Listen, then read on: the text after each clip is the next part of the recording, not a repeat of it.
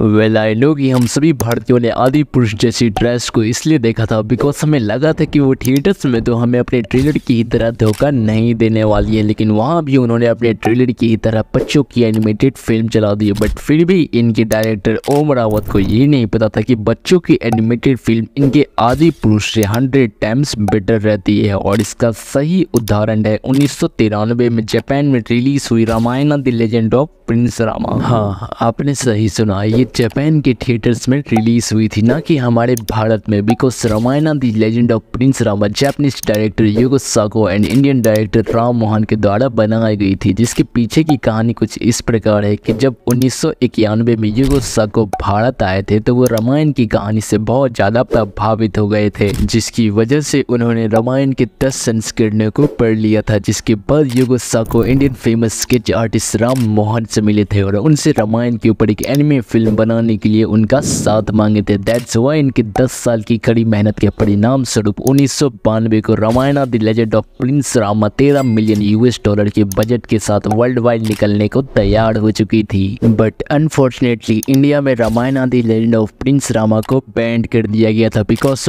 भारत में उस समय राम मंदिर एंड बाबरी मस्जिद वाला टॉपिक बहुत ज्यादा गर्म चल रहा था, जिसकी वजह से इंडियन गवर्नमेंट ने Ramayana the legend of prince Rama को इंडिया में थिएटिकल रिलीज होने देना सही नहीं समझा था, जो उनकी सच में बहुत बड़ी गलती थी। क्योंकि जब आप अपने दिमाग पर जोर डालोगे तब आपको याद आएगा कि हम सब ने Ramayana the legend of prince Rama का एनिमे कार्टून नेटवर्क पर अपने बचपन में ही देख लिया था। तो इससे पहले अपनी यादें ताजा कर लीजिए। धर्म रक्षक राम पत्थरों का पुल बनाइए, हर पत्थर पर आपका नाम लिखा होना चाहिए।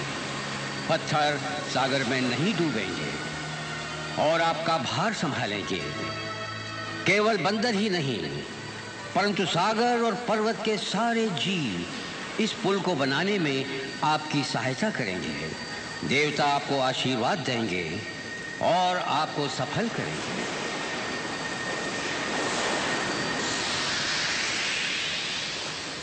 चलो शुरू करते हैं।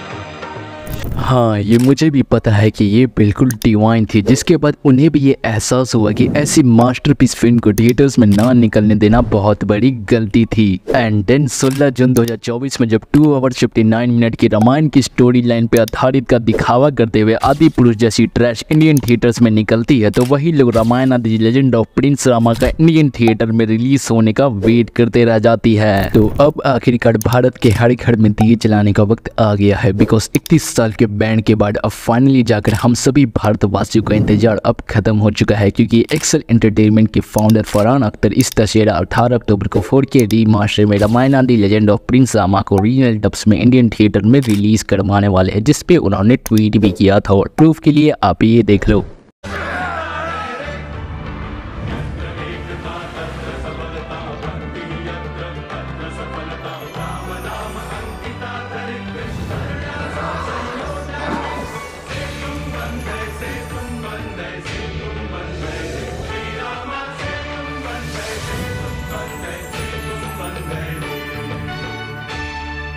हाँ, आई नो कि ये एक्साइटमेंट उतनी ही होने वाली है जितना कि लॉकडाउन में हम सभी लोग रामानंद सागर की मास्टरपीस रामायण को देखकर एक्साइट हुए थे। एंड यू नो कि आपके मैन ऑफ कल्चर भी इसके लिए भयंकर एक्साइटेड है। इससे हटके वो एक न्यूज़ तुमको सुनने मिली कि रामायण वो लोग रिलीज कर रहे हैं। री-रिलीज 18 अक्टूबर को। भाई मैंने बुक मार्क कर 4K में। बाप रे मतलब तो मतलब तुम एक्साइटेड हो उसके लिए? भाई बहुत भयंकर एक्साइटेड।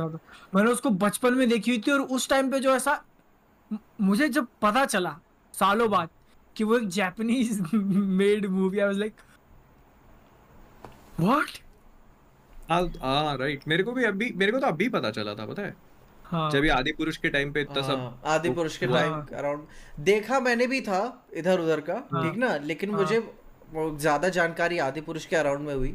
सुनने में आ रहा था कि तभी रिलीज हो जाएगी, लेकिन रिलीज हो नहीं पाए, वो फिल्म फेस्टिवल्स में कर रहे थे, लेकिन अब फाइनली कर रहे हैं। तो हाँ, ये डेट याद कर लो क्योंकि इस बार हम सभी को ये legendary anime film Ramayana the legend of prince Rama अपने समस्त परिवार के साथ थिएटर्स में देखने जरूर जाना है। तो ऐसे ही एनिमे वर्स की बातों के लिए बने रहो कौशिक बिहारी के साथ। जय श्री राम।